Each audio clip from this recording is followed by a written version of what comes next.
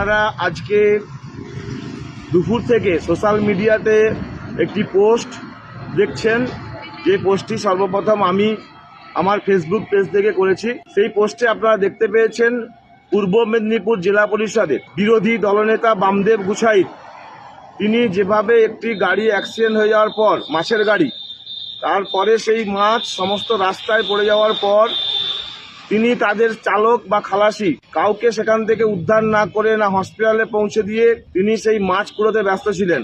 আমরা ভিডিওতে দেখতে পেলাম যে তিনি দুটো কাতলা মাছ নিয়ে দৌড় লাগিয়েছেন। ফলে একজন জনপ্রতিনিধি হয়ে তিনি কিভাবে এটা অমানবিক হতে পারেন, এটা বিজেপির চরিত্র।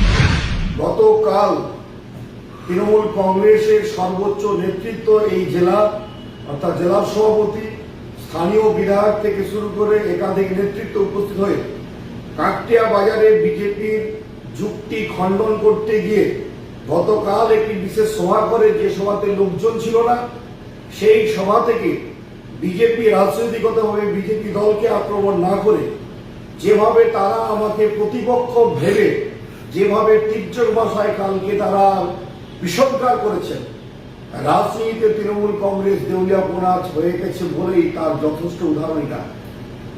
এমন পরিস্থিতিতে আপনারা দেখেছেন গতকাল থেকে আমার ভাবমূর্তি ক্ষুণ্ণ করবার জন্য আজ থেকে 4 বছর আগে যখন আমি জনপ্রতিনিধি ছিলাম না, গত ত্রিস্তর পঞ্চায়েত নির্বাচন হয় 2 বছর আগে, 4 বছর আগে মেছেদা বাজারে একটি মাছ ভর্তি গাড়ি ছোট হাতি উল্টে যায়।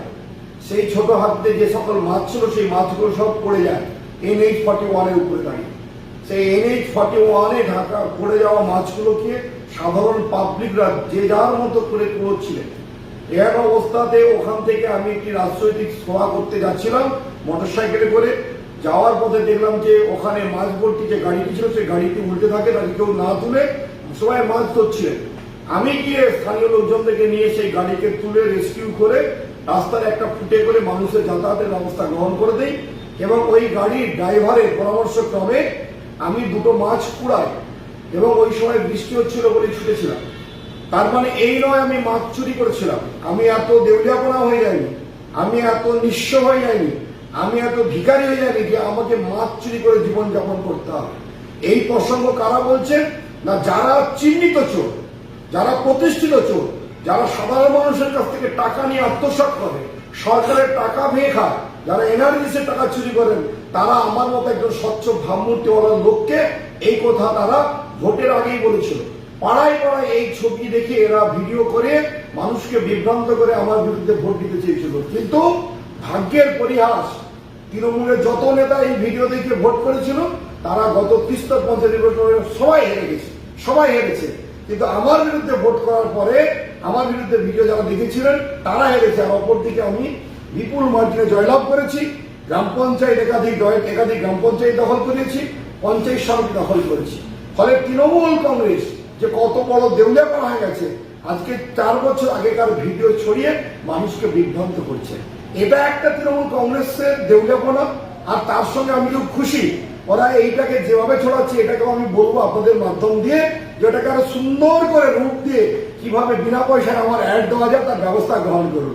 কারণ ওদের এই অ্যাড দেওয়ার জন্য আমি ওদের 1 কাপ চাও খাওয়াই না, 10টি টাকাও দেয় না। বলে তৃণমূলের বন্ধুরা এরা বিধানসভা ভোটের আগে আমার একটি প্রচার করে জনগণের কাছে আমি বামদেব গুছাইত তুলে ধরছেন।